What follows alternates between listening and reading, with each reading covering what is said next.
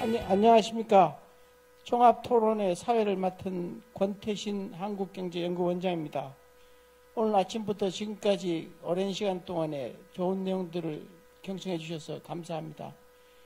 오늘 하루 종일 들은 내용들이 지금 세계 경제가 굉장히 예측 불가능한 상황으로 가 있고, 대외 무역 의존도가 80%가 넘는 한국 경제로 봐서는 이 세계 경제 동향에 대해서 심각하게 대응을 해야 하는 그런 측면이 있고, 국내적으로는 오히려 소득주도 성장을 통해 가지고 일자리가 점점 더 없어지고 기업하는 환경이 나빠가지고 해외로 기업들이 많이 나가버리는 이런 여러 가지 어려운 상황에서 오늘 아주 시적절하게 세계 경제의 변화와 우리가 어떻게 대응할 것인가에 대해서 이 세계적인 석학분들과 우리 국내의 최고의 학자님들을 모시고 세미나를 한 바 했습니다.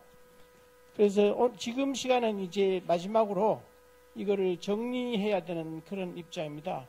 그래서 이 순서는 제가 전체 발표 자료에 대해서 간단하게 설명을 먼저 정리해 드리고, 그리고 이 네 분의 토론자께서 본인의 토론과 아울러 다른 분들의 토론을 듣고 발표를 듣고 그것에 대해서 자기 느끼신 것이라든지 아니면 추가적인 코멘트가 있으면 하고, 그러고 나서 제가 한 분에 대해서 질문 하나 정도를 하고, 지금부터 이 오픈 채팅을 통해서 들어온 자료가 이렇게 많습니다. 뭐 한 몇 시까지가 되는데 그 중에 시간 되는 대로 골라가지고 이렇게 질문하는 식으로 하겠습니다. 그래서 전체로는 지금 3시 50분인데 가급적 한 4시 50분, 아무리 늦어도 5시까지는 끝나도록 하겠습니다. 오늘 하루 종일 들으신 내용을 간략하게 다시 정리를 하면은, 아침에 기조연설해 주신 베리 아이켄 그린 교수님께서는 미국의 통화정책, 중국의 경제성장 둔화, 무역전쟁, 미국의 경제 불황 등 4가지 중요한 리스크에 대해서 언급해 주셨습니다. 미국의 통화정책은 신흥시장에 자본 유출입과 환율에 영향을 계속 미쳐왔고 통계적으로 유의하다고 하셨습니다만은, 신흥시장 각국에 따라서 경제적 여건에 따라서 나타나는 그 영향은 다르다고 얘기를 했습니다. 그래서 앞으로 미국이 이제 통화 축소하는 것이 이제 금리 인상도 다소 지금 이제 속도를 늦추고 하는 이런 측면을 볼 때 미국 통화 정책이 이 개도국에 미치는 영향은 다소 제한적일 거라는 얘기를 해주셨습니다. 그리고 이 앞으로 향후 1, 2년 내에 미국 경제가 불황에 들어설 가능성이 제기가 되고 있는데, 이 미국 경제가 불황에 들어설 경우는 과거와 달리 이 대응할 수단들이 많지 않아서 세계 경제가 더 어려움에 처할 수 있다는 경고를 해주셨습니다. 두 번째, 박재환 장관님께서는 추락이냐 반등이냐 기로에선 한국 경제라는 주제로 기조연설을 해주셨습니다. 우리 경제가 지금까지 급속하게 성장한 가장 큰 원동력이 사람하고 정부라는 전제하에서 현재의 저성장과 대물림 경고라는 도전에 직면한 상황이고, 걸림돌로서는 즉 사람 측면에서는 급속한 고령화와 사람들의 역량이 늘어나지 않는다는 것, 정부 측면에서는 정부가 모든 것에 다 관여하는 이런 문제, 또는 제도나 규범을 개혁하는 것에 잘 안 되고 있는 이런 것이 문제점이라고, 이걸 해용하기 위해서는 가용 인력, 사람에 대한 이 투자와든지 교육을 잘해서 가용 인력을 극대화해서 역량을 향상하고 경제 자유화하라고 또 통합 리더십을 제안해 주셨습니다. 장 샤오징 중국 부소장님은 중국 경제를 진단하고 중국 금년도 경제를 전망해 주셨습니다. 중국 경우에는 점증되는 부채 문제 때문에 부채 해결하고 또 이 성장률 너무 떨어지는 걸 막는 이 균형 맞추는 것이 중요하다고 했습니다. 그리고 중국이 경제 성장이 다소 둔화되고 있지만 금년에 그래도 6%가 넘는 성장률이 예상된다고 했습니다. 스티븐 데이비스 교수님께서는 전 세계적 불확실성 확대에 있어 무역 정책의 역할이란 주제로 발표를 해주셨습니다. 방대한 신문기사 데이터를 기반으로 해서 실제 2018년도의 경제적 불확실성의 가장 큰 요인은 최근 언론에서 많이 나고 있는 미중 무역 마찰 등 무역 정책 관련 이슈였음을 실증적으로 보여주셨습니다. 이러한 불확실성 및 전 세계적 무역 정책과 관련된 이런 긴장들은 앞으로 미중 무역 협상이 타결되더라도 지속될 것이라는 전망을 해주셨습니다.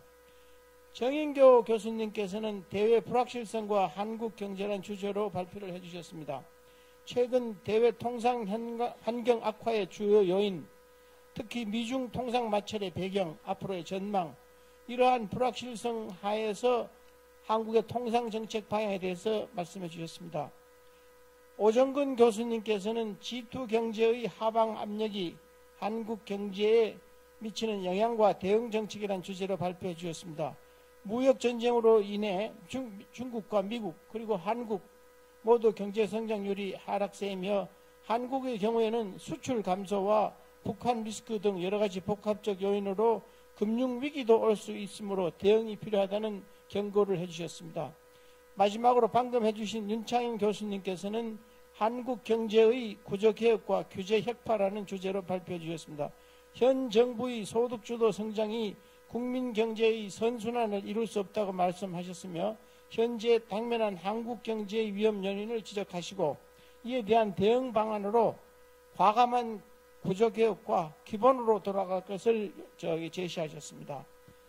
그러면 간략하게 우리 토론자를 소개해드리면 제 왼쪽으로는 박재환 장관님 계시는데 17대 국회의원 고용노동부 장관과 기획예산재정부 장관을 지내셨습니다. 서울대학교 경제학과를 졸업하시고 하버드 대학교에서 정책학 박사 학위를 취득하셨습니다. 스티븐 데이비스 교수님은 미국 시카고 대학교의 부스 비즈니스 스쿨의 국제경영 경제학 교수로 재임하고 계시며 현재 전미경제연구소 연구원도 겸임하고 계십니다. 오정근 학회장님은 영국 맨체스터 대학에서 경제학 박사를 받으셨고 오랜 기간 동안 한국은행에서도 근무하셨고 다양한 방면에 대해서 박학하십니다. 현재는 금융 IT 분야의 이슈 문제를 발굴하고 해결 방안을 제시하는 한국금융 ICT 융합학회 회장을 재임하고 계십니다. 윤창현 교수님은 미국 시카고 대학교에서 경제학 박사 학위를 취득하셨고 서울시립대 경영학부 교수로 재직하고 계십니다. 그러면은 지금부터 본격적인 토론에 들어가도록 하겠습니다. 아까 제가 사전에 말씀드렸듯이 우선 오늘 토론자분들께서 5분 범위 내에서 다 못하신 얘기가 있다든지 또는 추가할 얘기가 있다든지 또는 다른 분의 발표에 대해서 코멘트가 있으시다는 경우는 그거에 대해서 5분씩 언급해 주시기 바랍니다. 박 장관님. 네, 감사합니다. 우리 경제는 그 대외 의존도가 무척 높죠. 그래서 세계 경제 풍향이 어떻게 되는가와 상당히 그 직간접적인 그 관련성을 영향받게 되는데요. 세계 경제 동향을 보면 글쎄 냉전이 종식된 직후에 1990년대 초반 이후부터 WTO가 출범했다든지 또는 유로존 단일 통화가 출범을 했다든지 아주 최근으로는 G20 체제 등등 전체적으로 좀 각국의 경제 정책이 조화 그리고 공조와 협력 그런 기조를 유지를 했었는데요. 글로벌 금융위기 이후 정확하게는 한 2011년 유로존 부채 위기 이후부터는 다소 주요국들이 각계 약진하는 그런 모습을 보이고 있는 것 같습니다. 백건국들 오늘 주제의 하나이기도 했습니다만 주요 국가들끼리는 어떻게 보면 무역 전쟁이라는 형태로 나타나고 있지만 해치머니 경쟁이 치열한 것 같고요. 그리고 주요 선진국들 쪽에 내용을 보더라도 극단적인 생각을 가진 쪽, 그게 꼭 우파든 좌파든 가리지 않고 유럽 등에서는 포퓰리스트 그리고 좀 대정요법으로 조금 속담이 적절한지 모르겠습니다만 은발에 오줌 눈다 하는 식의 그런 갈증을 당장 해소하는 쪽에 품격이 낮은 정책들이 남발되고 있는 것 같습니다. 그래서 신고립주의, 원리주의, 극단주의 등등의 이름으로 부를 수 있겠지만 종합해보면 글로벌 지구촌 차원에서의 대성적인 협력 공조보다는 각국의 소이익을 추구하는 그런 정책들이 계속 기세를 올리는 그런 상황이라 자칫 약 90년 전에 이 지구촌이 맞았던 대공황 이후의 각축전, 그에 따른 소탐 대실의 대외 정책, 경제 정책들이 재현되지 않을까 하는 걱정이 있습니다. 선진국 예를 쭉 말씀을 드렸습니다만 국내 상황을 보더라도 여야를 막론하고 정치인들이 경제에 관해서 정론보다는 중론 쪽에 무게를 더 두는 그런 흐름으로 가고 있는 게 아닌가 하는 걱정이 되고 뒤에 또 말씀드릴 기회가 있겠습니다만은 어떻게 해서든 오늘 TV조선의 이런 행사를 비롯해서 학계와 언론 그리고 시민사회단체 등에 깨어있는 견제와 경계, 각성이 앞으로 매우 중요할 역할을 해야 될 것이다. 저는 그렇게 생각합니다. 네, 감사합니다. Now, Professor Davis, please. 데이비드 교수님께서 말씀하시겠습니다. 제가 4가지에 대해서 말씀을 드리도록 하겠습니다. 우선 첫 번째, 두 번째와 같은 경우에는요, 아이켄 그린께서 말씀하신 것에 대해서 조금 더 첨언을 하도록 하겠습니다. 자, 아이켄 그린과 같은 경우 미국에서 침체가 향후 2년 동안 발생할 때 것이 한 50% 정도다라고 했는데요. 저는 한 3분의 1 정도로 그 가능성을 보고 있습니다. 3분의 1 정도 있어서의 가능성, 미국이 향후 2년에 침체로 갈 가능성, 저는 그 정도로 보고 있기 때문에 조금 더 긍정적으로 생각을 하는 것입니다. 미국과 같은 경우에는 포스트 워 시대에 봤을 때 조금 더 이제 확대적인 정책을 갖고 있는 것이죠. 아이켄 그린과 같은 경우에는 2017년에 있어서 재정적인 부양 정책이라고 하는 것을 가져갔고, 그리고 또한 감세 정책이라고 하는 것을 실행을 했다라고 얘기를 했습니다. 그리고 구조조정이라고 하는 것도 계속해서 미국에서 실행을 했다라고 할 수가 있겠습니다. 미국에 있어서의 법인세와 같은 경우에도 계속해서 조금 더 평균적으로 조정되는 등에 있어서의 노력이 있었습니다. 이와 같은 여러 가지에 있어서의 노력이 향후 얼마나 더 계속해서 지속될 것인지, 그리고 또한 경제에 있어서의 부양책이 이제 2018년 이후로 계속해서 이어질지 거기에 대해서는 조금 더 생각을 해봐야 된다고 생각하는 것이 첫 번째이고요. 두 번째, 가까운 미래에 페드와 같은 경우에는 조금 더 긴축으로 가지 않을까 이렇게 생각합니다. 왜냐하면 리플레이셔너리 압력이 계속해서 있을 것이기 때문에 그렇습니다. 미국에 있어서의 포스트 워 시대 이후에 여러 가지에 있어서의 침체라고 하는 것들이 있었습니다. 미국은 최근에 있어서는 경제에 있어서의 발전이라고 하는 것들이 있었지만 포스트 워 시대 이후의 시대와 비교하면 그렇게 높지는 않다라는 것입니다. 그렇기 때문에 페드와 같은 경우에는요, 더 긴축이라고 하는 것을 그렇지만 세게 가져가지는 않지 않을까 이렇게 생각을 하고 있습니다. 그리고 또 하나 제가 말씀을 드리고자 하는 것은 아이켄 그린께서 마지막으로 결혼의 말씀으로 말씀을 하셨는데요. 여러 가지에 있어서의 리스크가 있다라고 말씀을 하신 바 있습니다. 그리고 또한 무엇보다 중요하게 생각하는 것, 그것이 미국에 있어서의 침체, 그리고 또한 제가 말씀드렸던 무역 정책에 있어서의 충돌, 이러한 것들이 서로 연결되면 더욱더 문제가 있을 것이라는 것입니다. 자, 만약에 상황이 어려워지게 되면은 트럼프 대통령과 같은 경우에는 비난을 할 대상을 찾게 될 것이다라고 생각을 합니다. 그렇기 때문에 미국과 같은 경우에 조금 더 변화된 모습을 보이지 않을까 생각을 하고 있습니다. 트럼프 대통령과 같은 경우에는 이미 비난 대상을 찾고 있습니다. 예를 들어서 어떤 무역에 있어서의 통상 상대국이라든가 이민자라든가 이런 것으로 이미 비난에 있어서의 화살을 돌리고 있다라는 것입니다. 그렇기 때문에 미국에 있어서의 침체에 있어서 여러 가지 문제가 있을 것입니다. 또한 세 번째 그리고 네 번째 포인트로 말씀드리고 싶은 것은 한국 같은 국가를 예로 들겠습니다. 영토의 크기는 굉장히 작습니다. 전 세계적으로 봤을 때 말이죠. 몇몇 연사들도 강조해 주셨지만 한국은 어찌 보면은 많은 불확실성을 가지고 있고요.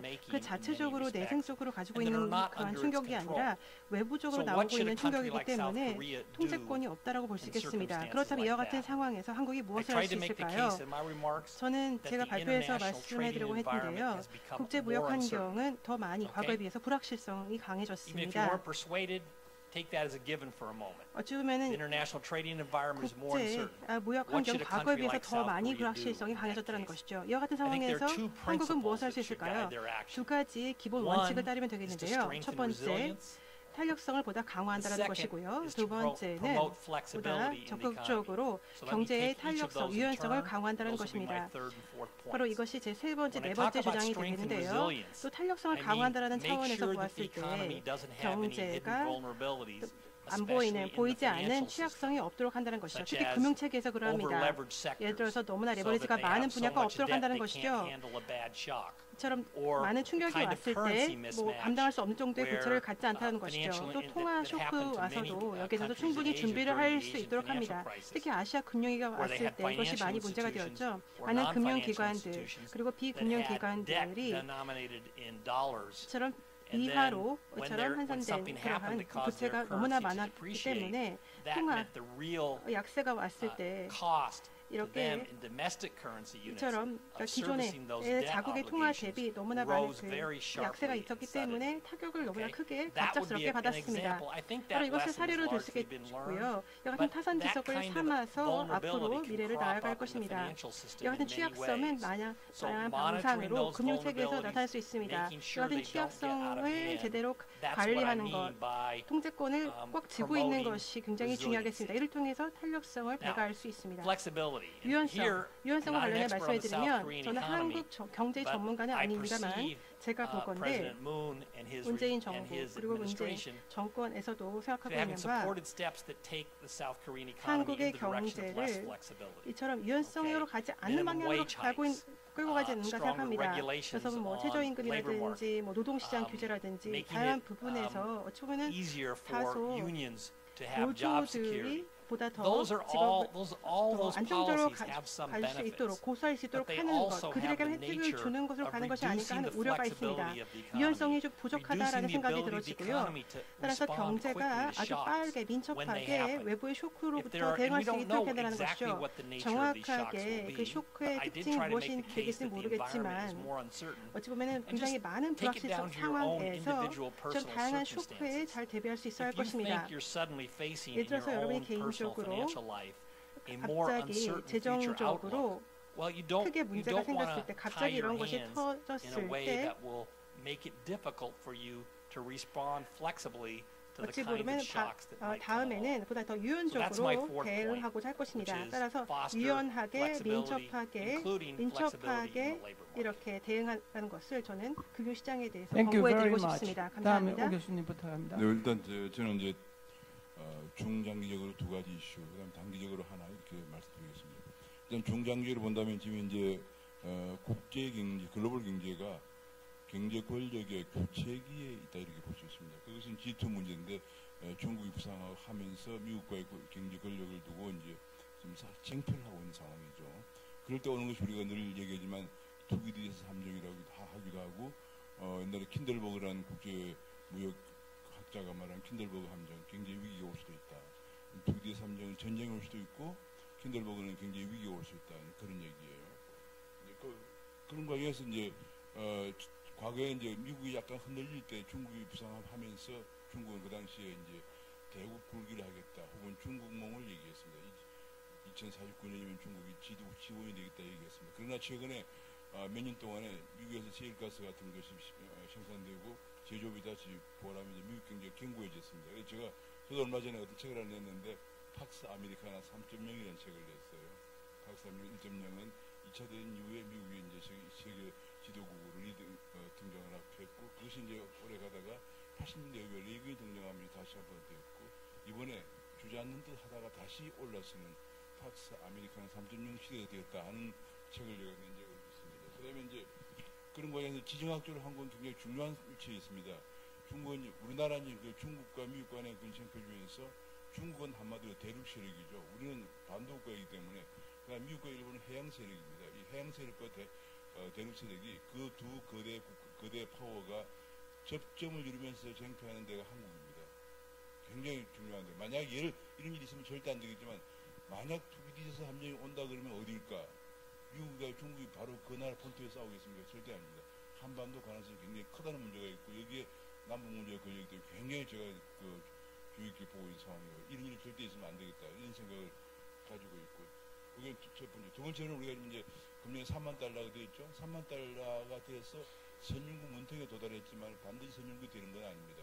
그리스가 2008년도에 3만 달러에 도달했지만 2011년에 위기를 겪으면서 18,000달러까지 떨어진 적이 있습니다. 이 선진국 문턱에 왔다는 것이 선진국이 되는 건 아니에요. 우리 주변에 있는 나라를 보면 3만 달러 근처에 있는 나라가 그리스라든지 스페인, 이태리 뭐 이런 나라들 굉장히 아직까지도 많이 안정적이지 못하고 요 때가 가장 파퓰리즘이 기승을 부리는 때예요. 그동안 우리는 고생해 왔다. 뭐 우리한테 보상을 달라 이런 때거든요. 요걸 잘 극복하지 못하고 파퓰리즘에 기울고 정책의 성장 동력 확충하는데 노력하지 않으면은 후진국으로 추락합니다. 그것이 아주 중요한 경제 발전적으로 발전사적으로 중요한 유치에 놓여서 우리가 반드시 성장 동력을 확충해서 우리가 3만 달러에서 4만 달러, 5만 달러 올라가서 여기 있는 젊은 분들이 좀 더 번영된 나라에 살아요. 우리가 50년 만에 기적을 이룬 나라인데 이 기적을 무너뜨리는 건 5년이면 충분해요. 제가 요즘 하는 거 보니까 5년 내에 다 우리 50년간 이룬 기적을 무너뜨릴 수도 있다는 위기감을 느끼고 있습니다. 그래서는 안 되고 반드시 우리가 이 정말 위기를 극복하고 또 아까 얘기했지만 지정학적 리스크를 극복하고 우리가 선진국되어야겠다. 그 다음에 단기적으로는 한 가지가 이제 미국이 다행히 금리를 작년에 4번 올려 금년에 2번 정도 올리면 저는 우리나라 위기 가능성이 높다고 생각했는데 다행히 미국이 아마 한 번 올리거나 안 올릴 가능성도 있어지면서 한국의 자본 유출 가능성이 그만큼 약화되었다는 것은 큰 다행입니다. 그러나 우리가 언제나 아까 그림에 보여드렸지만 과거에도 미국 금리 인상 이후 또 원인 환율 하락 이후 언제나 위기가 왔기 때문에 단기적으로는 그런 걸 항상 생각을 하고 대비를 해야만 된다. 우리 이제 한 번 위기가 오면 이제는 과거 97년도 위기는 그전에 워낙 성장을 하던 나라였고 재정도 건전성 좋았기 때문에 극복이 빠른 시간이 됐지만 지금은 절대로 한 번 오면 극복이 안 됩니다. 그리고 미국과 일본도 우리에게 통화사업을 줄 수 있는 상황이 저는 상당히 힘들 거다. 지금 한미관계 우리 데이비스 교수님 도와주시면 다행인데 안 도와주시면 한미관계나 혹은 한일관계 생각할 때 쉽지 않기 때문에 그런데 우리가 배워야 될 것은 아까 제가 잠깐 얘기했지만 일본과 중국의 실리 외교 일본 중국이 그렇게 싸우다가 생각과 열도를 두고 싸우다가도 통합사업을 체결합니다. 서로 지금 그걸 중단하고 우리처럼 그냥 과거에 매몰돼 가지고 커져 적대심하면 누가 우리를 도와주는 게 위기 때 좀 현실적으로 생각하고 실질적으로 생각하는 그런 외교가 가장 절실한 때다. 그 말씀 드리겠습니다. 감사합니다. 예, 감사합니다. 영 교수님. 아침부터 와서 좋은 얘기를 다 들었어야 되는데 수업 때문에 좀 늦게 와서 앞에 못 들었던 부분에 대해서 우리 원장님께서 잘 지적해 주셔서 감사드리고요. 그래서 이제 많은 정책적인 문제들이 많지만 그 중에서 이제 예를 들면 이런 그 명분과 실리가 아까도 조금 말씀드린 대로 좀 괴리가 있는 거는 분명히 있는 것 같아요. 예를 들어 최저임금이라는 것을 올리면 참 힘드신 분들한테 더 임금을 많이 드리니까 좋은 거 아니냐. 아주 뭐 취지는 좋은데, 근데 KDI 연구 보고서가 하나 나온 것 중에 소득분포는 개인으로 보면 안 되고 가계로 봐야 된다. 그럼 최저임금을 받으시는 분들이 속한 가계를 보면 최저임금 받는 분이 가계 일원인데 그 가계가 중산층일 확률이 70%다. 그러면은 어떻게 보면 좀 죄송한데 그 최저임금 받느라고 힘들긴 하지만 아버지 엄마는 여유가 조금 있으시고 아들이 알바 뛰면서 힘든 뭐 이런 케이스에서 임금을 좀 올려줄 때 소득분포가 좋아지느냐, 이런 문제를 우리가 좀 솔직하게 얘기를 해야 되는데 그래도 하여튼 많이 드려야 되지 않느냐, 뭐 이런 정도로 그냥 넘어가 버리면 월급을 장사가 안 되는데 월급 많이 주는 자영업자들, 특히 또 이 편의점 사장님들 얘기해 보면 카드 수수료는 그래도 물건이 팔리면 많이 부담이 되지만 비례해서 월급은 그 고용자의 월급은 손님이 한 명도 안 와도 드려야 된다 이거죠. 그래서 제일 좀 부담이 된다 이거예요. 그런 것도 좀 듣고서 판단을 해야 좋지 않느냐라는 생각이 들어서 좀 그런 그 실리적 측면과 실제적 측면에 대한 고려, 이런 게 좀 아쉽다. 첫 번째고요. 두 번째는 이제 그 다른 나라를 좀 보면 제가 제일 좀 멋있다고 생각하는 나라가 노르웨이인데 500만 명 정도밖에 안 되지만 이분들이 석유가 나와갖고 막 석유가 나오니까 이걸 팔아갖고 돈을 많이 벌었는데, 그때 이렇게 석유를 팔아서 우리가 다 써버리면 미래 세대는 뭐 먹고 사냐, 나중에 석유가 없어지면. 그러지 말고 석유 판 돈의 한 20% 조금 넘는 정도만 쓰고 한 80%는 우리가 쌓아놓자. 그래서 노르웨이 소브린 웰스 펀드, 국부 펀드를 만들고 그 석유 대금의 거의 80% 수준에 조금 안 됩니다만 그걸 계속 쌓아가지고 지금 1조 달러가 쌓였고 전 세계 국부 펀드 중에 1등입니다. 1년에 막 5%씩 수익률을 내니까 1조에 5%면 500억인데요. 50조 원을 내는데 노르웨이 국민이 500만 명입니다. 지금 벌써 1인당 2억 원이 쌓여 있어요. 그래서 저는 참 그 수준이 있는 분들이다. 베네수엘라, 러시아 보면 그냥 석유 팔아서 그냥 현 세대가 다 써버립니다. 그래서야 되겠느냐. 미래 세대에다가도 남겨야 될 거 아니고 그 세대도 뭔가 계속해서 경제적인 실익을 같이 나눠서 세대 간 형평성이 필요하지 않느냐, 이런 생각을 하는데, 요즘에 우리나라 정책을 보면 예를 들어 의료보험 지금 20조 원 겨우 여유자금이 있는데 그거 다 써버리겠다는 겁니다. 몇 년 사이에. 이 정부 끝날 때까지 10조를 써버리고 또 조금 있으면 다 10조 써버리고 이제 적자 벌써 돌아섰습니다. 무슨 뭐 국민주택기금도 써버리고 국민연금도 고갈되고. 그래서 저는 이 세대 간 형평성의 문제, 인터제너레이셔널 이퀄리티가 있어야 될 거 아니에요. 그리고 빚을 자꾸 들이면은 나중에 그 빚이 다 누구 부담입니까? 미래세대 부담이고. 공무원 17만 명 드리겠다는데 다 좋죠. 그러나 공무원은 월급도 드려야 되고 퇴직 후부터 사망시까지 연금 드려야 되고, 그리고 연금 드리고서 사망하면 끝나는 게 아니라 유족연금을 또 드려야 돼요. 가족한테. 굉장히 좋죠, 개인적으로는. 그러나 그 연금 부채만 해도 지금 120만 명의 공무원과 군인 합치면 약 700조 원이 넘습니다. 그 연금 부채 현재 할인가가. 그렇게 많은데 또 17만 명 들이면 제가 계산해 보니까 연금 부채가 한 100조가 늘어나요. 그래서 그런 그 생각도 좀 해줘야 될 거 아니냐. 나중에 누가 세금을 내고 누가 그 사람들 다 연금 주고 유족연금까지 낼 거냐. 거기에 들어가서 받으시는 분은 신나겠지만 거기에 들어가지 않고 밖에서 일하시는 분들은 그거 사람들 다 챙겨줘야 되는데 어떤 방법으로 국민연금 내고 또 세금 내고 해가지고서 공무원들 돌아가실 때까지 그리고 그 이후까지 다 챙겨야 되는데 그런 사람들의 숫자를 그렇게 많이 늘려서야 되겠는가. 그건 완전히 미래 세대를 착취하는 것이 아닌가. 그래서 저는 그런 면에서 이 노르웨이라고 하는 국가 작지만 그러나 참 아주 배울 게 많다고 생각이 들고, 그리스 같은 경우에 보면은 위기를 당했는데, 근데 그 이후에 보면 제조업이 없으니까 돈을 못 벌어가지고, 우리나라는 그래도 국가 부도의 날 어쩌고 하면서 힘들었지만, 뭐 영화도 나왔지만 1998년도에 400억 불 흑자 내고 99년에 200억 불, 그리고 그 후에 100억 불, 그래서 700억 불 흑자 내가지고 2001년도에 IMF에서 빌려온 빚 다 갚았습니다. 원금 이자까지. 그게 다 누가 벌었느냐? 결국은 기업들이 버는 거예요. 그래서 국가부도의 날 영화는 위기를 당한 과정과 음모론적 시각만 제시하고 있지, 그거를 극복하는 과정은 전혀 얘기를 잘 안 하고 근무와 수출하기 했다고 그러는데, 근무와 수출하기 25억 불밖에 안 됩니다. 그래서 그런 식으로 인식을 가지면 안 될 것 같다, 이런 생각이 들어서, 저는 그리스 같이 제조업이 없는 나라, 제조업이 약한 나라, 남의 나라 돈 달러를 못 버는 나라는 위기 극복도 너무 힘들어가지고 뭐 공항을 팔질 않나, 섬을 팔고 항만 운영권 팔고 국가 인프라를 외국에 넘기고 있더라 이거죠 지금. 그래서 그런 식으로 제조업과 기업을 경시하고 자꾸 우습게 여기는 경우에 위기를 당했을 때 굉장히 힘들다. 그리고 미래 세대에 대한 그 남겨줄 것을 생각해야지 자꾸 더 부채를 더 만들고 막 기금은 고갈시켜버리고 하면 나중에 와서 너무 힘들어진다.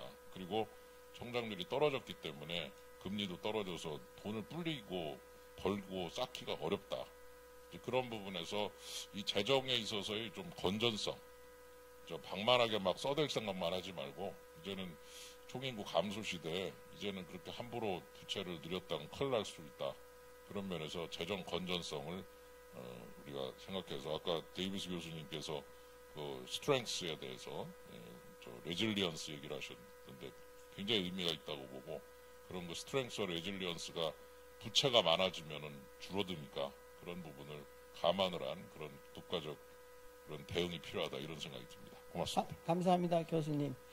방금 이 교수님 말씀에 동감을 많이 하면서 제가 코멘트를 더 하면은, 저도 40년간 공무원을 했습니다만은 많은 경우 공무원이라는 제도 자체는 자기 존재 이유를 밝히기 위해서 자기의 힘을 행사하려게 되고, 그렇게 되면 계속 새로운 규제를 많이 하는 그런 경향이 있다는 거 하나 하고, 두 번째는 모든 거를 국가가 다 하려고 하는 거, 국가에서 개인 생활도 보장해주고 국가에서 병원도 해주고 국가에서 뭐 교육도 하고 하면은 이런 국가가 많이 하는 것이 좋아 보입니다만은 실제적으로 같은 일, 이 복지 전달하는 거, 복지를 누구를 돕는다든지 아니면 항만을 운영한다든지 같은 일을 하는 데 있어서 공공부문하고 민간부문하고 비교할 때 공공부문에는 엄청난 낭비가 있습니다. 우선 같은 일을 하더라도 돈을 걷어야 되기 때문에, 세금을 걷어야 되기 때문에 세금을 걷는 공무원들의 세무서가 있어야 되죠. 그 또 징세 비용이 있어야 되죠.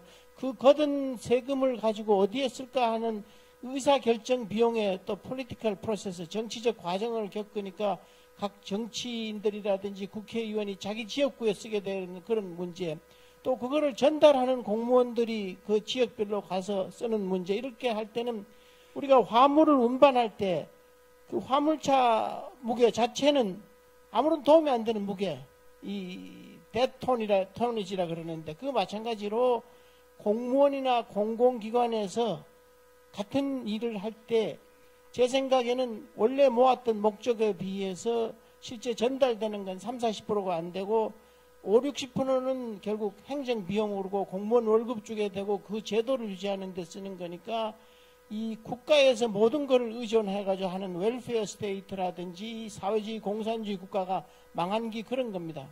그렇기 때문에 그런 측면에서는 아주 적절한 지적을 하셨다고 생각이 듭니다. 우선 질문을 한 분당 하나씩만 말씀을 드리고, 아까 질문이 지금 한 40-50개가 모였으니까 다시 또 질문을 드리겠습니다. 첫 번째는 박재환 교수님한테 드리고 싶은데, 제가 이 외환 위기 때도 바로 재무부에서 국제금융국장 이런 걸 하면서 겪었고, 2008년 국제금융위기 때는 IMF, OECD 대사를 하면서 이걸 봤고 이랬는데, 이런 위기라는 것은 이 집단 현상, 허드 현상이기 때문에 예측도 불가능할 뿐 아니라 전혀 관계없다고 생각하더라도 금방 넘어가는 경향이 있습니다. 이 97년 외환위기 때도 우리 경제 펀더멘털이 괜찮은데 뭐 계속 뭐 쓸데없는 얘기 하지 말라고 해서 하다가 그때하고 지금하고 굉장히 비슷한 것 같아요. 그때도 많은 기업들이 부실화가 되고 경제가 어려워졌는데 대통령 선거가 있기 때문에 아무도 그거에 대해서 정당이나 국회에서 관심을 기울이지 않는데 지금도 기업이 이렇게 어려운데 정치인들은 기업 어려움이나 국민들이 일자리 없는 이런 어려움에 대해서는 관심을 안 기울이는 그런 우려가 있다. 두 번째는 이 국제금융위기 2008년의 경우에는 우리는 아무런 잘못이 없는데 미국의 그 서프라임 모기지라 그래가지고 asset backed securities를 해서 이 부실한 이 주택 채권을 막 섞어가지고 보증을 해서 어느 것이 썩은 사과인지 모르니까 전부 다 금융기관들이 서로 못 믿어가지고 금융경색이 일어나고 그래서 우리나라 국제금융위기에 이제 들어가서 우리도 고생을 했습니다. 이런 의미에서 보면 오늘 스티븐 데이비스 교수님이 아주 좋은 말씀을 했습니다. 지금 이 세계 경제 환경이나 무역 환경이나 이런 것이 예측 불가능하고 더군다나 한국같이 이 작은 나라에서는 대응하기가 어렵고 이럴 때 우리를 지킬 수 있는 방법은 strengthen resilience, 복원 능력을 갖춰야 되고 promote flexibility, 이 신축적으로 상황이 바람이 불면은 깃대를 내리고 비가 오면 우산을 덮고 하는 이런 식으로 적응할 수 있어야 되는데 지금 우리 정부에서 하는 상당수의 정책은 기업이나 국가의 이 적응력을 점점 없애는 이런 문제가 있습니다. 그럼에도 불구하고 우리 정부에서는 이 외환 보유고가 많다, 또 제조업이 튼튼하다, 또 재정이 건전하다, 신용평가사가 우리를 높게 보고 있다, 이렇게 이제 얘기를 하시고 계시는데 장관님께서는 현재 한국 경제의 펀더멘털이 견고하다고 보시는지요? 답을 다 대충 말씀을 주시고 질문을 주셔서 글쎄 우리 97년 외환위기는 일종의 뭐 기술적인 디폴트라고 생각이 됩니다. 테크니컬한 관점에서 흔히 우리가 흑자도산 뭐 그런 표현을 쓰죠. 그러니까 그때는 상대적으로 펀더멘탈은 그때 좀 괜찮았는데 그 외환 수급의 불균형, 이 갑자기 말씀드린 대로 허딩, 그런 쏠림 현상 때문에 동남아로부터 전이가 되어 와가지고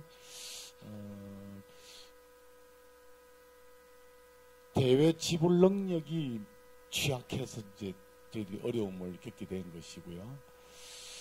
지금 그에 대해서 정부가 어느 정도 준비를 상당히 해왔다고 저는 뭐 그 점은 믿고 있습니다. 저도 뭐 기획재정부에서 근무하면서 신경을 많이 썼었고요.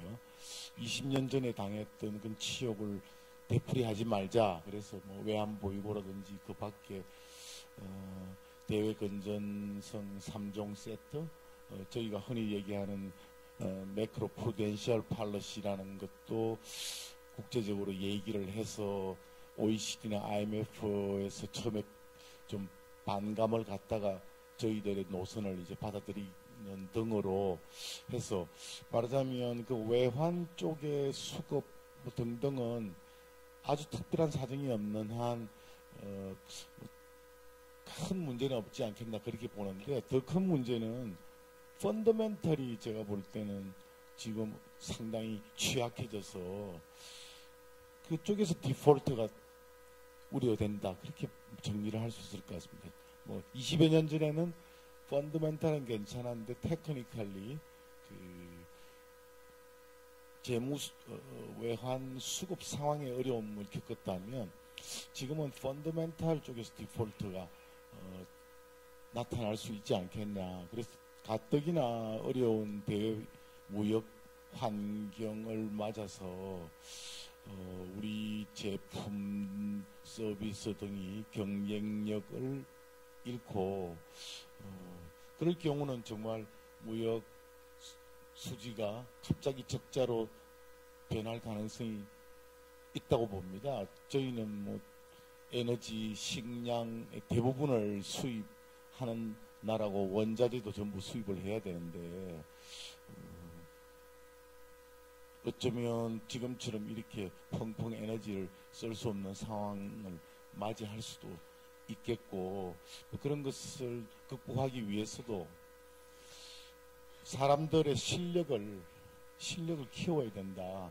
지금은 그냥 단순히 매뉴얼을 이해하고 셈을 잘하고 그런 정도의 대량 생산 제조에 적합한 인적 역량으로는 돌파하기 어렵고, 그보다는 좀 더 창의력을 갖추고 문제 해결 능력, 공감 능력 등을 갖춘 교육, 훈련 등을 통해서 좀 더 업그레이드된 인재를 키워야 된다 하는 말씀과, 다른 세 분이 다 비슷한 말씀을 하셨는데, 정부의 경제 정책 기조가 청년들에게 뭐 취업 촉진 수당을 나눠준다 뭐든지, 최저임금을 잔뜩 올려놓고 좀 부족하면 재정에서 도와주겠다든지, 이런 정책들을 통해서 국민들의 자기 책임 원칙 유인을 훼손하고 결과적으로 재정의 지속 가능성도 해치는 그런 악성 정책들은 하루빨리 결별해야 될 것이다.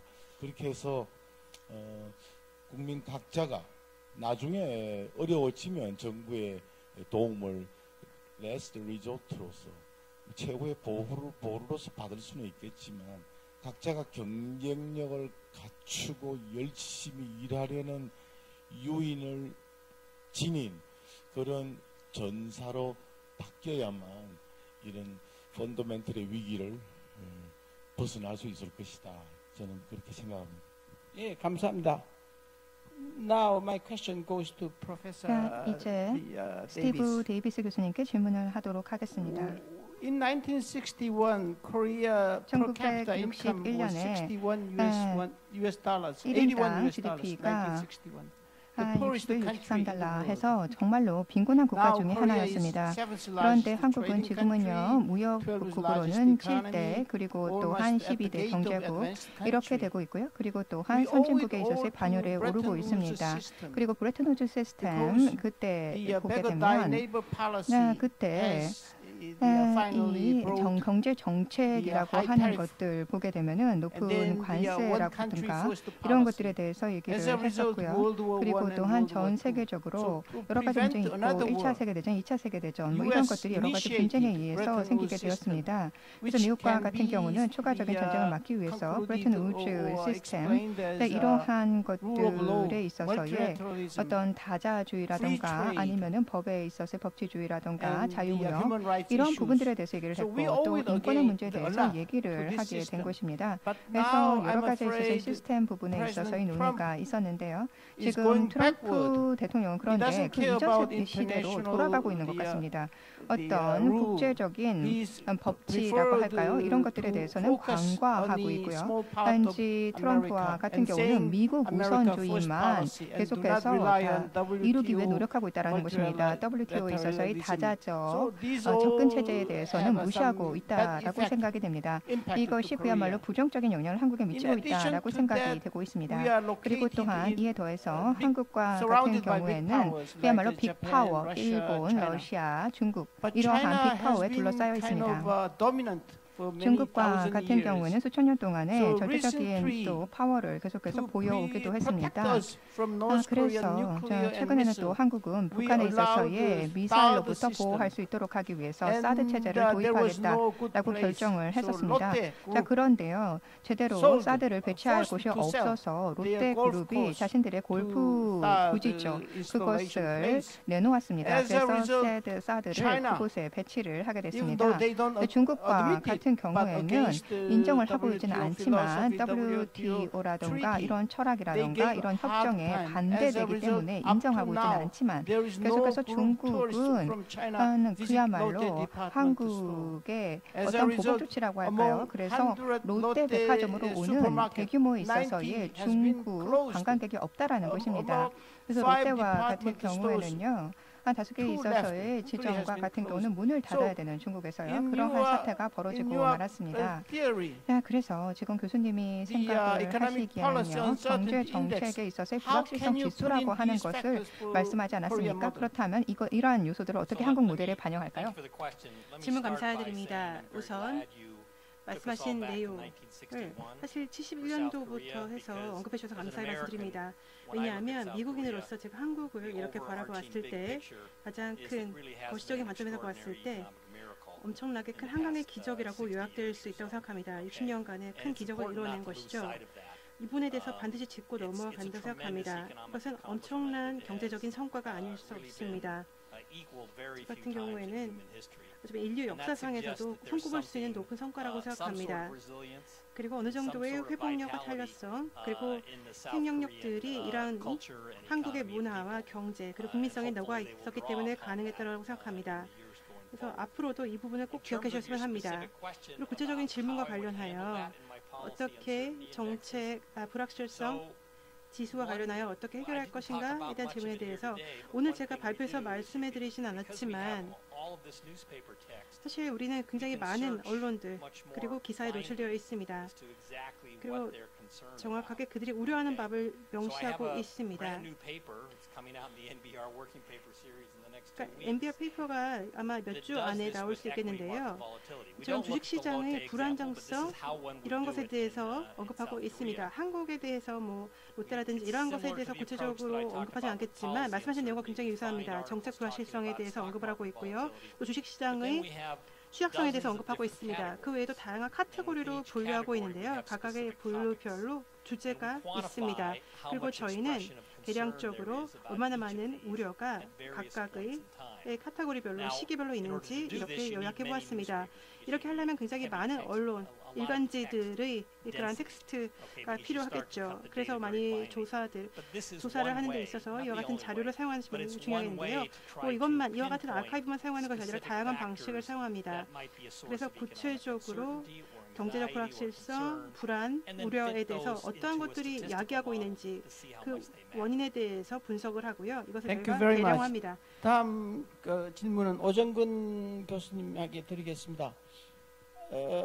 지금까지 그 외환위기라든지 이런 문제에 대해서 설명을 많이 해주셨는데 저는 걱정스러운 것이 아까 말씀드린 허드 현상에 덧붙여가지고 이 외환위기 때도 한일 관계가 안 좋아서 일본 쪽에서 돈을 이렇게 빼내간 그런 점이 있는데 지금 우리가 75년도 넘은 문제에 대해서 징용 문제라든지 또 뭐 이런 거 가지고 계속 얘기를 해서 이 강제 집행을 할 경우는 아소다로 재무장관이 그러면은 반도체 생산, 핵심 생산 설비를 팔지 않겠다든지 여러 가지 이 한일 간의 깊은 산업 관계가 약화가 될 우려가 있을 뿐만 아니라 일본의 투자가들이나 일본의 금융기관이 한국에 대해서 우려를 표시하게 될 경우 미국이나 유럽의 금융기관이나 투자가에도 영향을 미쳐서 한국의 이 위기에도 영향을 있지 않을까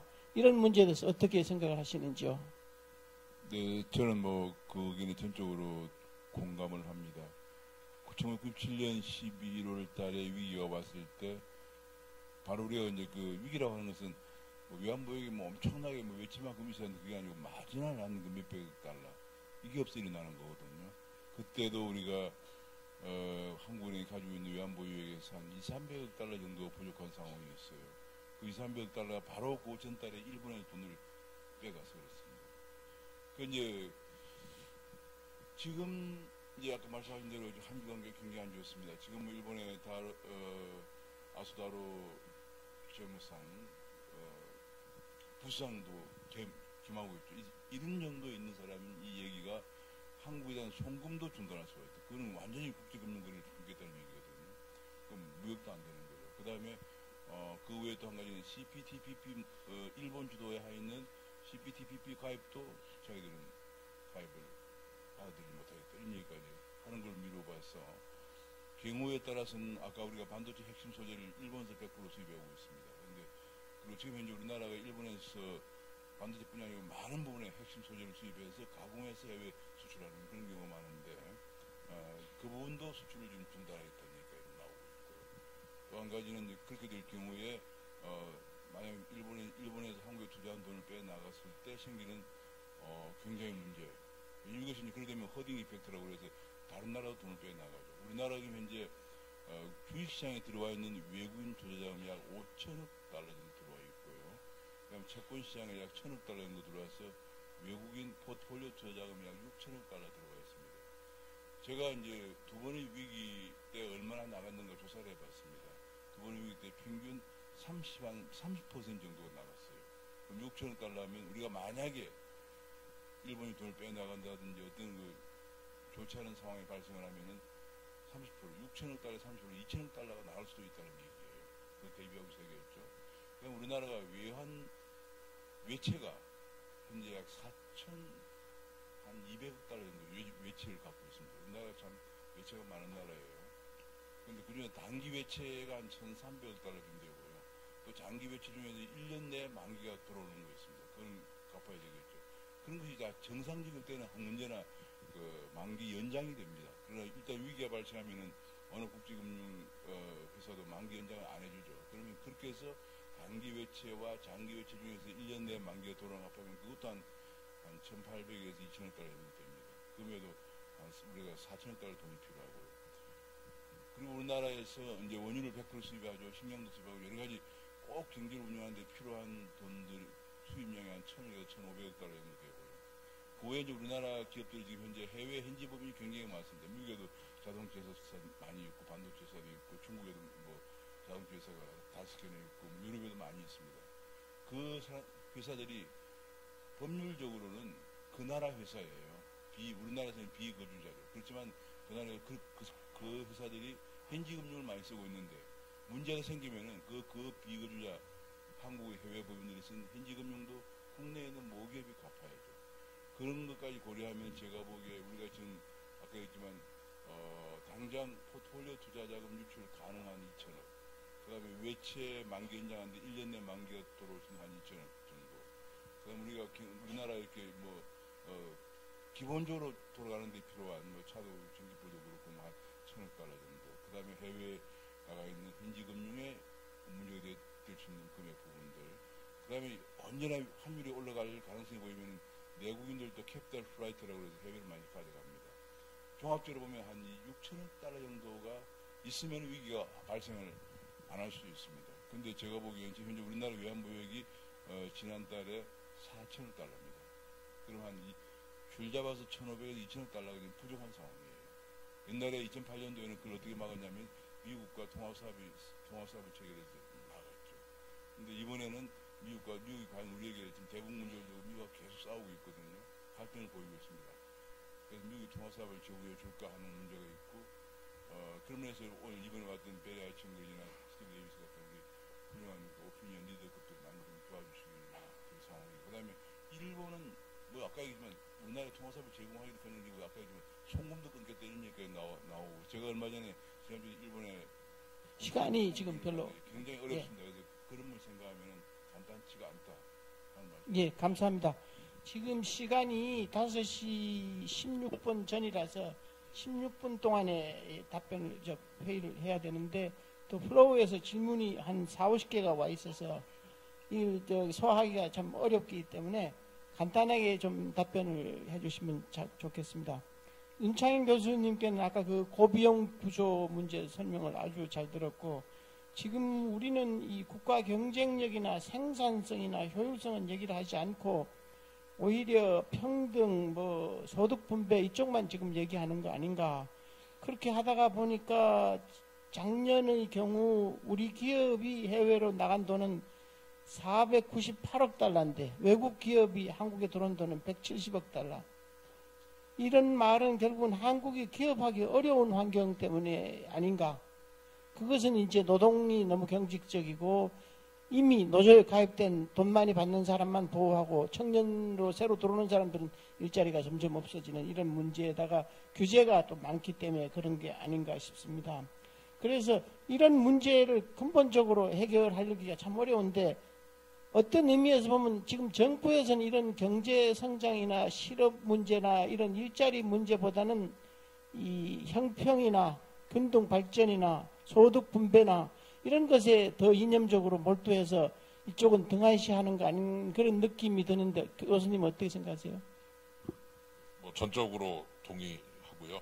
제가 2년 전에 이제 한국경제학회 전체 세션에 가서 토론을 했는데 그때 발표자가 장하성 전 실장 그리고 토론자가 유시민 전 장관 그래가지고 이제 재밌었습니다. 뭐 불평등 문제 얘기하고 그래서 근데 유시민 장관 전 장관이 그러더라고요. 다 경제학자들이 한 200여 명, 300여 명 모인 자리에서 이렇게 얘기를 하면서 여기 계신 경제학자들도 다 자본의 편에 서 계신 거 아니냐.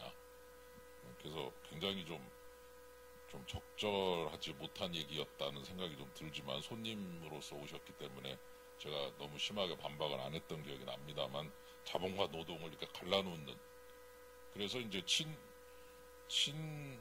최저임금 인상 뭐 무슨 주 52시간 이런 게 전부 프로 레이버 이런 명분에 의해서 이제 추진되는 것 같다라는 생각이 듭니다. 그래서 사실 사이언스인데 경제학이 소셜 사이언스인데 사이언스는 데이터를 기반으로 하고 데이비스 교수님처럼 인덱스 만들고 통계 분석도 하면서 고민을 해야 되는데 그런 거 이전에 프로레이버로 가야 되는데 최저임금 인상 뭐 처음 못하는 것이고 52시간도 마찬가지고 그래서 지금 원장님께서 말씀하신 그런 그 어떤 명분과 실리에 있어서 너무 그 명분 노미널한 밸류를 너무 이렇게 좀 중시하는 듯한 느낌이고 아까 말씀하신 그 일본 문제도 사실은 최장직 교수님이라 그 유명한 민주주화 인주의 민주주의를 얘기하신 훌륭한 교수님이신데 관제 민족주의라는 단어를 쓰셨어요. 어떤 세미나에서 민족주의 앞에 관제가 붙으면 그게 좋은 건지 나쁜 건지 뭐 금방 느낌이 오는데 목적이 있다 이런 얘기를 하셨는데 그분 생각이라고 하기에는 조금 원로께서 또 우리나라를 잘 진단하시는 정치학자께서 우려를 좀 가지고 말씀하신 게 아닌가. 그래서 그런 부분을 조금만 이 정부가 이제 좀 명분적인 거 많이 하셨으니까 좀 실리적 효과를 낼 수 있는 좀 먹고 사는데 도움이 되고 기업들 끌어들이고 일자리 만들고 세금 좀 더 잘 거치고 하는 쪽에 신경을 좀 썼으면 하는 생각입니다. 고맙습니다. 예, 감사합니다. 지금 이제 시간이 한 12분 남았으니까 지금부터는 한 분당 한 2분 정도로 답변을 해주시면 감사하겠습니다. 우선 박재환 교수님께 TV 다들 참 했는데 이렇게 또 시간 관계상 다 못해드리는 걸 죄송하게 생각합니다. TV조선 국제포럼 서포터즈 이해솔이라고 합니다. 우리 사회의 전반적인 경제 문제와 원인을 잘 짚어주신 것 같아 인상 깊게 들었습니다. 박재환 교수님께 묻습니다. 말씀하신 부분 중에 한국 문제를 해결하기 위해서는 정부 입김 축소가 필요하고 그 방안 중 하나로 정치인의 어리석음을 경계하는 시민 교육이 필요하다고 하셨는데 구체적으로 이게 어떤 교육인지 궁금합니다. 네, 정부에서 뭐 그런 교육을 한다기보다는 뭐 언론, 또 정확하게는 공익단체, 시민사회단체, 제가 참여하고 있는 한반도 선진화재단 같은 데서도 이런 노력을 좀 하고 있습니다. 우리 또 젊은 청년들도 함께 참여하는 그런 프로그램도 운영을 하고 있는데요. 우리말로 왜 앞으로 남고 뒤로 미친다 그런 얘기가 있잖아요. 그래서 정치인들 또 표심에 다분히 영합하려는 그런 복선에서 나온 많은 정책들은 당장 뭐 달콤해 보이지만 결국 공동체 전체에 큰 해악을 끼치는 경우가 많다. 그래서 그런 걸 좀 절제하자 하는 내용들을 국민들께 널리 알려서 여론이 건전하게 형성이 되고 그래서 정치인들이 함부로 품질 낮은 정책을 구사하거나 주장하지 못하도록 하자 그런 얘기고요. 아까 제가 선진국에 뭐 지금 영국은 아직 브렉시트 같은 것도 결론이 나지는 않았습니다만 선진국에도 좀 들었는데 2차 대전 이후에 독일에서는 그 민주 시민 교육을 굉장히 강화를 하면서 이런 내용들이 들어가 있었고요. 일본도 공민 교육이라고 해서 이런 교육을 굉장히 열심히 하고 있죠.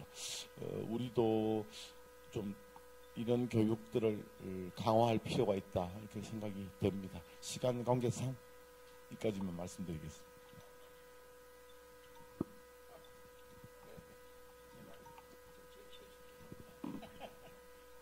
제가 알람을 집어넣었더니 그냥 My question goes to Professor Davis. 다음은 데이비스 교수님께 질문을 드리도록 하겠습니다. 한국 기업과 같은 경우에는 중국 시장을 무시할 수가 없습니다. 왜냐하면 규모가 상당히 크기 때문에 그렇습니다. 자, 처음에 상당히 많은 인센티브를 처음에 중국 시장에 주는데요. 그렇지만은 기업이 일단 중국 시장에 자리를 잡게 되면은 뭐 기술 이전을 하라든가 아니면은 IP 권리를 넘기라든가 지적재산권을 넘기라든가 이런 무리한 요구를 합니다. 그리고 중국 기업과 경쟁 구도에서 상당히 어려운 상황으로 몰아넣게 됩니다. 그런데 한국 기업들이 특히 한국의 중소기업들 그리고 심지어는 대기업과 같은 경우도 중국 시장에 일단 정착을 한 다음에 어려움이 있는데요. 그렇다면은 한국 기업들이 스스로 방어를 하기 위한 좋은 방법이 무엇일까요? 네, 상당히 어려운 질문을 주셨는데요. 우선 감사하고요. 여기서 한국과 같은 경우는 중국에 비해서 경제 규모가 상당히 작습니다. 자, 트럼프 정부에 있어서의 통상 정책 이런 것들을 보게 되면 한국에서도 상당히 우려가 많은데요. 그런데 한국뿐만 아니라 여러 국가들 그리고 다국적 기업들의 기반을 가지고 있는 국가들은 그 해당 통상 정책에 상당히 우려를 많이 합니다. 그러니까 트럼프에 있어서의 정책이 합법적이냐라고 하는 것들에 대해서 정당성을 찾을 수 있느냐 하는 것에 대해서 상당히 많은 의구심을 가지고 있습니다. 미국과 같은 경우에 사실 초기에 보게 되면은 트럼프 행정부에 있어서의 초기 한 반년 정도 보게 되면은 이런 정당성을 찾기는 조금 어려운 부분들도 많이 있습니다. 그리고 주요 통상 무역 국가들을 대상으로 해서 상당히 많은 비합리적인 그러한 접근을 한 것입니다. 그렇기 때문에 어떤 중앙적인 중심에 있어서의 문제로 가지 못하고 또 변주적인 부분들에 있어서 상당히 비합리적인 접근을 했던 것들이 많았습니다. 그래서 핵심적인 문제로 가는 데 있어서도 시간이 많이 걸리고 전략적으로도 상당히 어려웠던 부분들이 많았고 이러한 여러 가지 코디네이션 작업을 하기도 어려웠습니다. 자, 그렇다면 이런 상황에서 한국이 무엇을 할 수 있는가 하는 것을 한번 생각을 해보면 미국과 있어서의 관계를 조금 더 잘 가져가기 위해서 노력을 하고 그리고 트럼프 대통령과 같은 경우는 계속해서 뭐 대통령직에 계속 있는 것은 아니죠. 미국에 있어서의 뭐 파퓰리즘이라고 하는 것이 물론 있기는 합니다. 그리고 통상 정책에 있어서 그런 파퓰리즘을 더 쏟고 있기는 합니다. 그렇지만은 조금 더 통상 우호적인 그러한 다음 행정권도 들어올 수 있을 거라고 볼 수 있는 것입니다. 그렇지만은 당분간은 상당히 어렵지 않을까 생각합니다. 오정근 교수님께 여쭙겠습니다. 2012년부터 한국의 저성장이 계속되고 있고 환율 또한 떨어지고 있는 모습을 보이는데요. 이러한 현상이 중국의 상황과 비슷하게 맞물린다고 말씀해 주셨는데 한국이 중국과 경제적으로 밀접한 영향을 주고받는 것이 단순한 근접한 나라이기 때문인지 혹은 다른 특정한 이유가 있는지 궁금합니다. 네, 그건 경제발전 과정에서 일어나는 현상인데요. 처음에 중국도 한 30년 정도 10% 성장을 하고 우리도 30년간 9.5% 성장을 했습니다. 그 공통점이 뭐냐면 경제 시스템은 다르지만은 정부 주도형 성장이죠. 근데 정부 주도형 성장은 어느 정도 경제 규모가 커지고 나면은 시장 주도로 넘어와야 되는데 문제는 정부 주도로 30년 하면서 여러 가지 그 규제에 따른 이익을 향유하는 그룹이 생깁니다. 공무원들이 대표적이고 그 다음에 그 규제의 기득권 집단 이런 것들이 있기 때문에 시장 주도로 넘어오기가 굉장히 힘듭니다.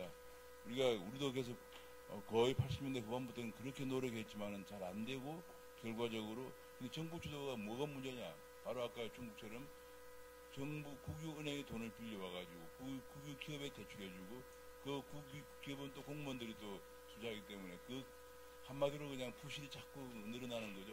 개인이 내 돈까지 투자해서 이익 남길 구하는 그런 게 아니기 때문에 그래서 그 경제 규모가 커지고 나면은 반드시 마켓 베이스로 넘어와야 되는데 그걸 못 넘어오는데 바로 그런 점이 공통적입니다. 정확하게 얘기하면 중국은 우리보다 20년을 뒤에 따라오고 있습니다.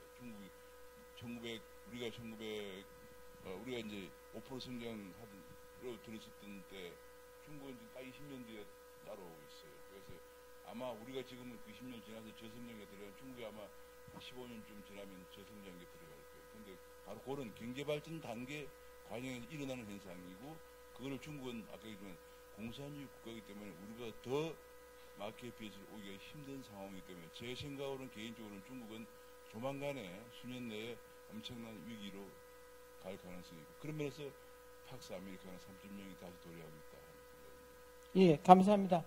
윤 교수님 안녕하세요. 이번 포럼 서포터즈 손현호입니다.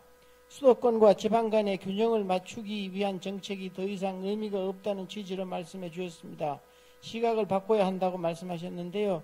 그렇다면 지방 정부가 붕괴되고 있는 상황을 타개하기 위한 방안에는 어떤 것들이 있는지, 또 이번에 정부가 여타 면제로 SOC 사업을 확대하고 있는데 어떻게 보시는지 궁금합니다. 이 질문하고 또 한 번은 비슷한 질문입니다. 지역 균형 정책을 제대로 못해서 수도권으로 모든 인구가 집중되면 물가 경제에 어떤 영향을 미칩니까?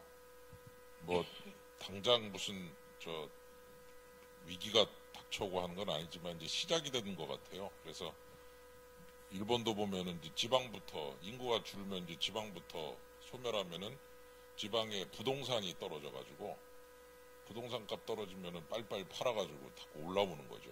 왜냐하면 인구가 유입돼서 올라가면은 부동산 값이 좋아지니까 계속 거기서 버틸 수가 있는데 거꾸로 인구가 떨어질 때 본인이 소유한 부동산 값이 자꾸 안 좋아질 때 겁이 나고 또 뭐 여러 가지 움직임이 나타난다고 봅니다. 그러니까 제가 이제 가끔 투자 채널 뭐 180일 버리는데 보면 뭐 한국경제TV 또 뭐 무슨 TV 이런 거 보면은 거기 부동산 전문가들이 가끔 나오는데 얼마 전에 보다 보니까 어떤 분이 그런 얘기를 진짜 하시더라고요. 지방에 부동산 가진 사람인데 어떻게 하면 좋겠습니까? 그랬더니 빨리 팔고 서울로 와서 역세권의 아파트를 사라. 뭐 이런 그 얘기를 하는데 그냥 귀가 팍 뚫리는, 죄송합니다. 저는 뭐 그렇게 하겠다는 얘기가 아니고요.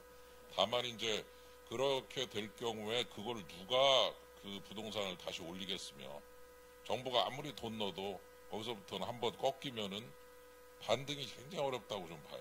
그래서 이제 제가 뭐 그런 거 다 포기하고 그냥 다 때려쳐라 이런 뜻은 아닙니다. 그렇게 잔인하게 본 건 아닌데 다만 이제 그 추세를 정부의 힘으로 뭐 지방자치단체의 힘으로 돌려놓을 수 있다는 이런 믿음을 가지고 화끈하게 우리한테 돈을 몇백조 몇십조 주면 할 수 있는데 왜 안 주시냐 이런 식의 요구들이 빗발칠 텐데 그거를 어떻게 우리나라 국민들의 세금으로 충당을 할 수 있느냐. 돈만 더 주면 다 될 텐데 왜 이렇게 안 주십니까? 라고 말하는 그 부분에 대해서 어떻게 대답을 할지 부분에 대해서 한번 생각을 해봐야 되고 그것이 한풀 꺾였다면은 좀 죄송한데 공주시하고 세종시하고 통합하셔서 시청 한 개 놓고 공주동 세종동 이렇게 하시면 할 수 없이 그렇게 좀 가면서 지방은행들이 M&A 하듯이 지방자치단체들도 M&A 하고 그리고 나중에 뭐 이렇게 좀 시로 다 이렇게 큰 시 하나 만들어서 통합 창원시가 그렇게 갔거든요. 마산하고 창원하고 합쳐서 큰 시가 됐는데 그런 식으로 해서 지방자치단체가 자꾸 M&A를 하면서 좀 더 효율적으로 갈 수 있는 여지를 만들어야지 나는 창원으로 남고 나는 마산으로 남아서 이 거룩한 전통을 지키겠다.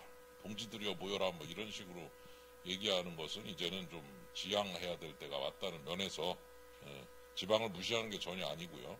지방도 잘 살아야 되는데 방법을 보다 실리적으로 찾아야지 어떻게든지 무조건 다시 살려서 과거의 영예를 되찾겠다는 그런 복수심 같은 식으로 접근해서는 이제는 안 된다. 이제 인구는 지방부터 줄어들기 시작했고 이제 자꾸 부동산 값이 떨어지면서 수도권으로 자꾸만 돈들이 몰려오는 양극화는 더 심해질 것이다 라는 부분의 시작됐다는 것에 대한 그런 걸 우리가 인정할 건 하면서 좀 실리적으로 가자. 그런 의미였지 뭐 지방을 뭐 다 그냥 내버려 두자 그런 얘기는 전혀 아니었다라는 말씀을 드립니다. 오해는 좀 하지 말아 주십시오. 예, 감사합니다.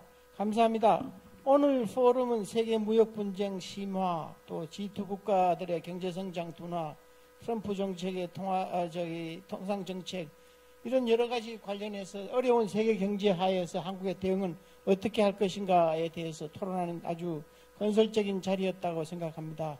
마지막까지 이 귀중한 시간을 내서 좋은 말씀을 해주신 우리 박재환 전 장관님, 스티븐 데이비스 교수님, 오정근 학회장님, 윤창현 교수님, 그리고 마지막까지 이 자리를 함께 해주신 여기 계신 모든 분들께 진심으로 감사드립니다. 이번 세션을 마무리하도록 하겠습니다. 감사합니다.